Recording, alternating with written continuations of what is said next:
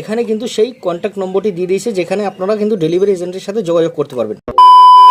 Hello friends, আপনাদের সকলকে আবার একটি নতুন ভিডিওতে স্বাগতম। তো ফ্রেন্ডস, ফাইনালি আজকের এই ভিডিওতে আমি আপনাদেরকে দেখাতে চলেছি যে কীভাবে আপনারা আপনাদের অ্যামাজন অ্যাকাউন্টের ডেলিভারি এজেন্টের নম্বরটি ফাইন্ড করবেন।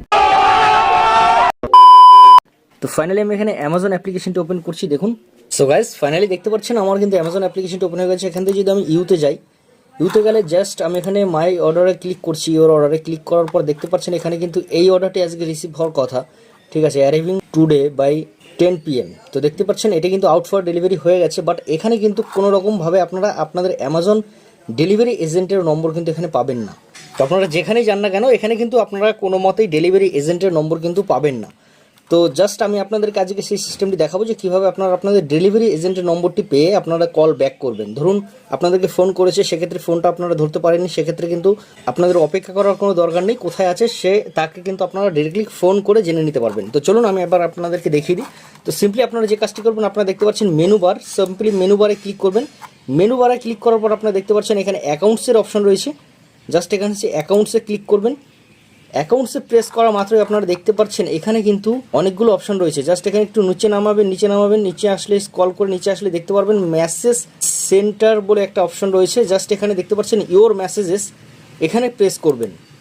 সিম্পলি ইওর মেসেজেস প্রেস করা মাত্রই কিন্তু আপনারা দেখতে পাচ্ছেন অল মেসেজের অপশনটি রয়েছে। জাস্ট এখানে অল মেসেজে ক্লিক করে আপনারা কিন্তু সমস্ত SMS কিন্তু দেখতে পারবেন। হ্যাঁ, এটি কিন্তু শুধুমাত্র যদি আপনাদের আউট ফর ডেলিভারি SMSটি অ্যামাজনের তরফ থেকে যদি এসে থাকে তবেই কিন্তু শো হবে। জাস্ট আপনারা দেখতে পাচ্ছেন এখানে কিন্তু একটি মেসেজ শো হচ্ছে, your Amazon in order ID দিয়ে কিন্তু শো হচ্ছে।